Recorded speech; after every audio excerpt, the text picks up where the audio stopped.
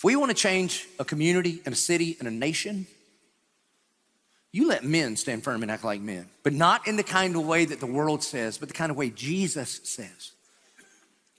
Let me prove it. I want you to bring to mind the most influential man in your life. Not the person you love the most, but the person who has influenced you most. For most of us, that'll be our dad. For some of you, it's like your dad and your husband. The person that has impacted your life the most. And the reality is there's a bunch of us in the room and we think of that person and we smile. There's a bunch of people in this room and you think of that person and your heart skips a beat, not in a good way.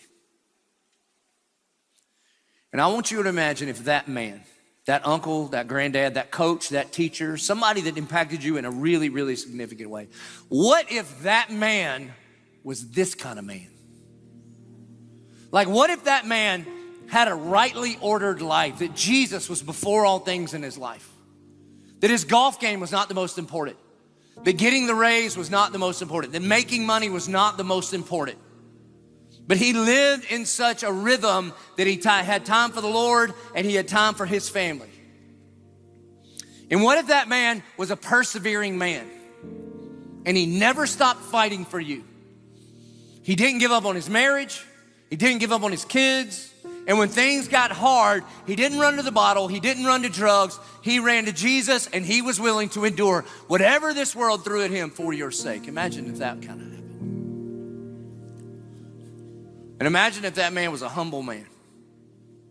A humble man. He didn't think less of himself. He just didn't think of himself that much. That no matter how low you felt, that he would go just a little bit lower just to pick you up. And imagine if that man was a serving man. That he demonstrated his love all the time. Not by yelling at you, just as long as you're in my, but instead he wrapped a towel around his waist and he served you. Can you imagine how your life would be different today? Now imagine this. Now imagine you're that man. Because every man in here has the potential to be that kind of man. I mean, imagine if 10 years from now, I just redo this sermon. And 10 years from now, I say, all your kids are 10 years older, right?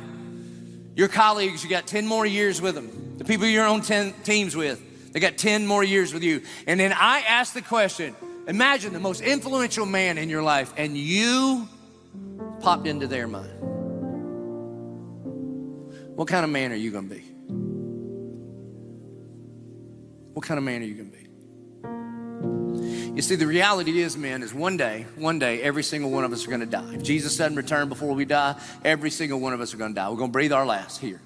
And what's gonna happen, I know it's a morbid way to end the sermon, but what's gonna happen is we're gonna dress you up, we're gonna put you in a box, we're gonna dig a hole, put you in it, throw dirt in your face, come back to the church, eat potato salad, and we're gonna talk about you. What you want people to say about you? Oh, he was a good golfer. Man, you see the size of that buck he shot? Man, he could really demand his own way, couldn't he? I mean, he walked in the room and everybody puckered up. Is that what you want? Or do you want him to say, his life was rightly ordered? And he would be willing to lay down his life for me. He didn't make much of himself. And he just served. You see, all I want people to say about me, honestly, I don't care if anybody says anything about preaching or any of that stuff. I want them to be able to say he was a good man, full of the Holy Spirit and faith, and a great number of people were brought to the Lord. That's Acts 11:24. I want him to be able to say he was a good man, he was a good husband, and a good dad. You know how many pastors this church is gonna have over its life? Dozens and dozens and dozens. You know how many dads my kid gets? One. How many husbands my wife get? If I do it right, one. I'm gonna be a good man, the way God describes goodness.